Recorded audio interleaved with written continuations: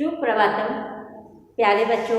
आज हम हमारी पुस्तक का चैप्टर पढ़ेंगे समास, चैप्टर नंबर 6 समास।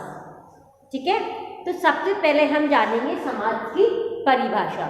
समास किसे कहते हैं? तो समास की परिभाषा है दो या दो से अधिक शब्दों को मिलाकर सार्थक शब्द निर्माण की प्रक्रिया को समास कहते हैं।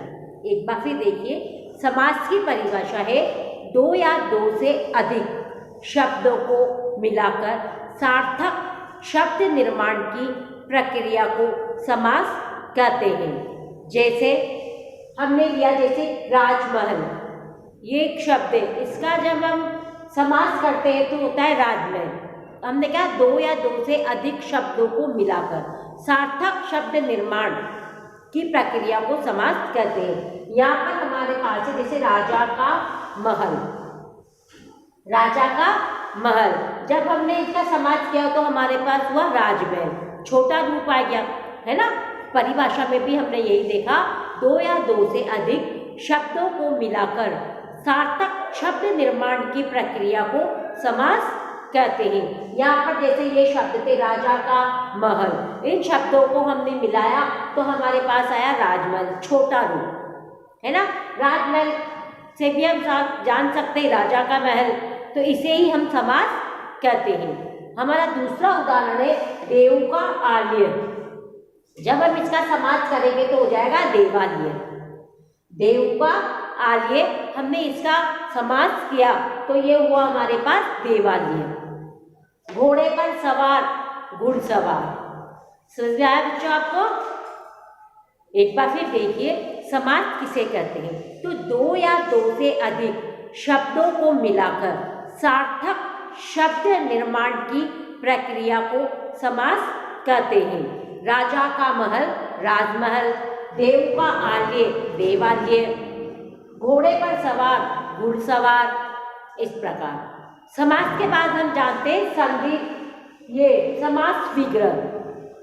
पहले तो हमने समास की परिभाषा जाना, अब समास के बाद हमारा आ रहा है समास विग्रह। समास विग्रह किसे कहते हैं? तो समस्त पद को अलग अलग करके लिखने की प्रक्रिया को समास विग्रह कहते हैं।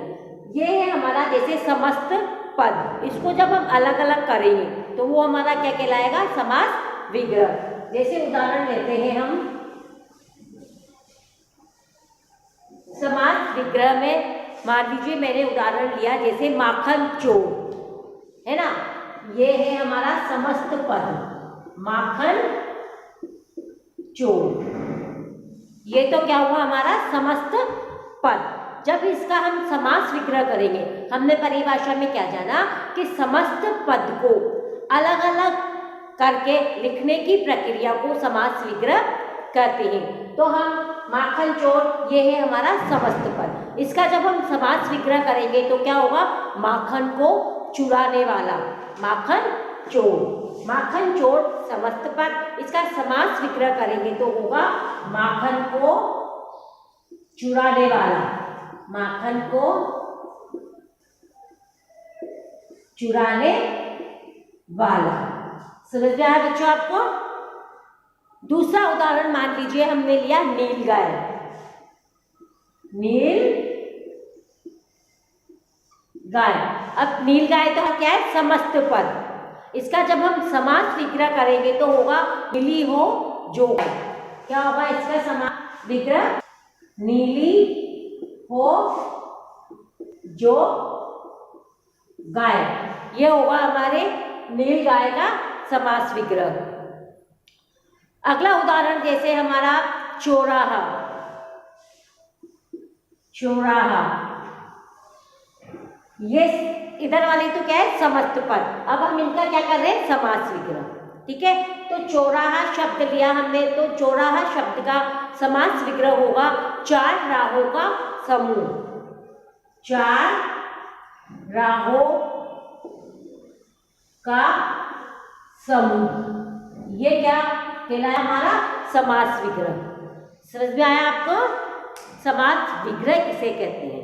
तो समस्त पद को जब हम अलग अलग करके लिखते हैं उसे ही समास विग्रह कहते हैं। हम ऐसे भी कह सकते हैं समस्त पद को अलग अलग करके लिखने की प्रक्रिया को समास विग्रह कहते हैं, या लिखने की प्रक्रिया समास विग्रह कहलाती है। बच्चों, हमने परिभाषा में जाना समस्त पद को। ये माखन चोर पूरा क्या है हमारा समस्त पद, इसको हमने अलग अलग करके लिखा। देखो, माखन को चुराने वाला, ठीक है, तो यही क्या कहलाएगी हमारी समास विग्रह। ठीक है, उसके पहले हम समास की परिभाषा को जाना था। समास में जाना, जैसे मैंने राजा का महल, तो हमने राजा का महल की शब्द लिया राजमहल, उसको हम क्या कहेंगे समास, क्योंकि उसकी परिभाषा में मैंने आपको बताया था दो या दो से अधिक शब्दों को मिलाकर सार्थक शब्द निर्माण की प्रक्रिया को समास कहते हैं। राजा का महल राजमहल, देव का आलय देवालय, घोड़े पर सवार घुड़सवार। ठीक है, उसके बाद हमने जाना समास विग्रह। समस्त पद को अलग अलग लिखने की प्रक्रिया को समास विग्रह कहते हैं। जैसे माखन चोर, माखन को चुराने वाला, नील गाय, नीली हो जो गाय, चौराहा, चार राहों का समूह, दशानन, 10 है आनंद जिसके, फिर उसके बाद गंगा जल, गंगा का जल। ठीक है बच्चों, ये हुआ हमारा समास और समास विग्रह की परिभाषा। धन्यवाद।